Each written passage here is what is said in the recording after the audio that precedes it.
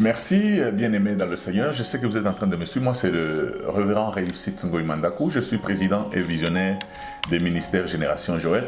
En fait, je voudrais juste faire une petite exhortation à l'égard de tous les hommes de Dieu qui se retrouvent dans le confinement, à l'égard de tous les chrétiens, partout où vous vous retrouvez. En fait, je voudrais juste vous dire une chose, que servir Dieu, ce n'est pas prêcher.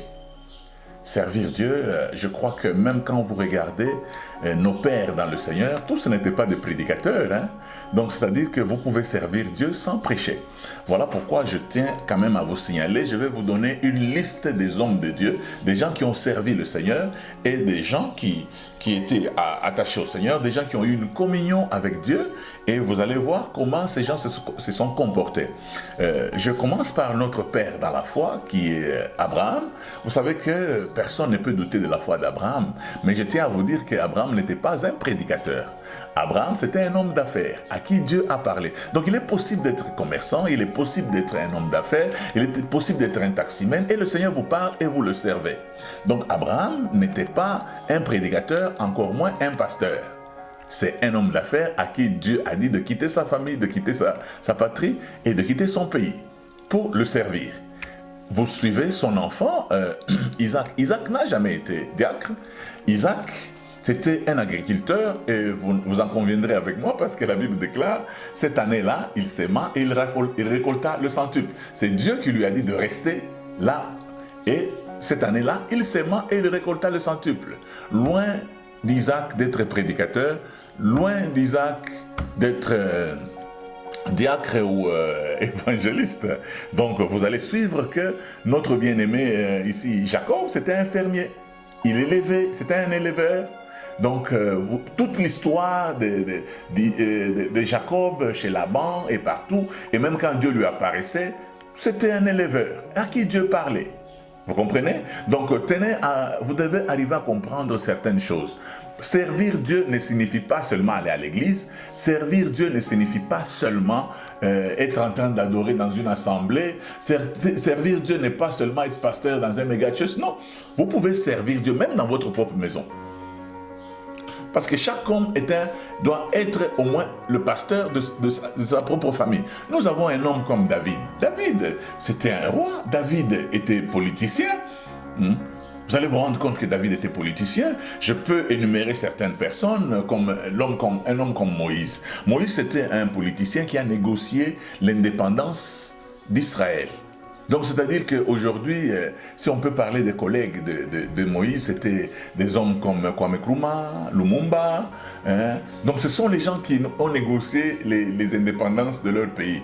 Donc, Moïse, c'était aussi un politicien qui a négocié l'indépendance d'Israël auprès du roi égyptien. Donc, comprenez ça mais il n'est pas moins serviteur de Dieu que vous. Je sais qu'il y avait des prophètes, les gens se retrouvent, il y avait Élisée, Élie, il y en avait beaucoup. Vous vous retrouvez aussi. Mais quand nous suivons d'autres serviteurs comme Daniel, Daniel était conseiller du roi, il était même conseiller principal, mais le plus grand rôle que Daniel avait chez Nabuchodonosor, il était chef des magiciens, des satrapes et des sorciers. C'est nous qui l'appelons prophète parce que, nous savions qu'il était prophète, mais son poste administratif, même quand il pouvait signer, il signait chef des magiciens, des satrapes et des sorciers. Donc comprenez que on n'est pas obligé d'aller à l'église pour servir Dieu pendant le temps de confinement. Donc je ne dis pas que les gens ne peuvent pas aller à l'église dans des temps normaux. Je voudrais juste venir au secours de tous nos bien-aimés qui sont en train de nous suivre, qui peut-être pendant le temps de confinement, vous êtes à la maison. En tout cas, on dirait que servir Dieu, ça vous manque. Non, je voudrais juste venir à votre aide éduquer vos enfants, faire chanter vos enfants, enseigner la parole de Dieu à vos enfants, négocier, travailler sur votre couple, redynamiser votre couple. Ça fait partie des services de Dieu. Parce que parmi les critères pour être ancien à l'église, il y a aussi ça.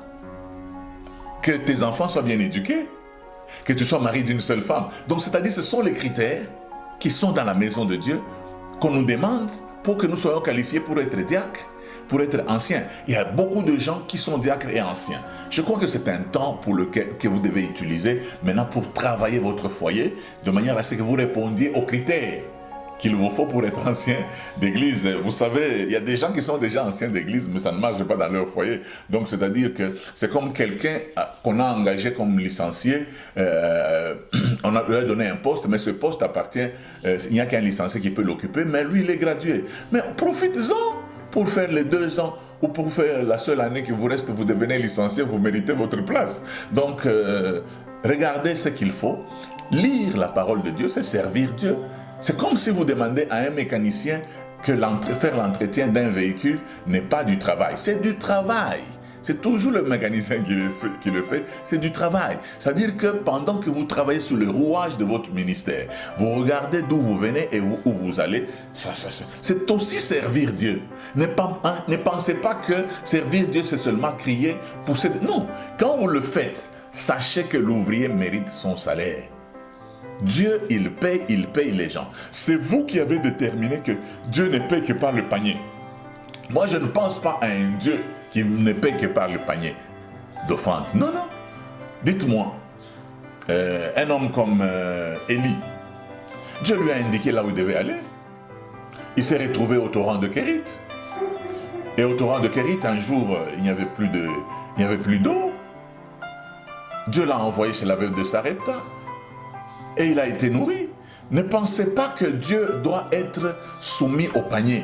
Dieu doit être soumis à la volonté des hommes, mauvais qu'ils soient. Non. Vous êtes enfant de Dieu. Vous êtes immatriculé par Dieu. Dieu doit penser à vous. Cela est très important. Voilà pourquoi nous disons à tous nos bien-aimés que servir Dieu, ce n'est pas seulement prêcher. Nous disons à tous ceux qui sont en train de servir Dieu, qu'on appelle peut-être à l'Église catholique les laïcs, qui ne sont pas vraiment, qui ne servent pas au sacerdoce. Ne pensez pas que vous ne servez pas Dieu. Vous servez Dieu. Vous servez Dieu. C'est pour cela que moi je me dis, vous pouvez être Premier ministre, vous avez des visions. Joseph était Premier ministre. C'est un poste politique. David, vous savez qu'il était roi. Vous n'allez pas me dire que vous avez plus de révélations que David. Mais quand il arrivait au temple, il ne s'occupait pas de l'œuvre sacerdotale. C'était occupé à d'autres personnes. Mais David, beaucoup de choses que David a écrites sont dans la parole du Seigneur. Esther n'était pas diaconesse. Esther, c'était la femme du roi. Mais elle a servi le Seigneur avec la position que le Seigneur lui a donnée. C'est pour cela que le Seigneur nous reproche. Il dit, les enfants de ce siècle sont plus sages que les enfants du royaume. Servez le Seigneur avec les postes que vous avez. C'est ça qui est plus important. Qui sait si c'est dans un temps comme celui-ci que tu peux parvenir à la royauté? Pendant ce temps où toi tu te retrouves, peut-être ton compte est bien plein, tu te retrouves avec des gens qui ne peuvent même pas nouer le 2 bouts du mois dans ce confinement, tu peux mettre en jeu, tu peux travailler, tu peux servir le Seigneur avec les moyens que tu as. Les réseaux sociaux sont là, vous pouvez vous exhorter mutuellement, vous pouvez partager certains témoignages du Seigneur. C'est aussi servir Dieu.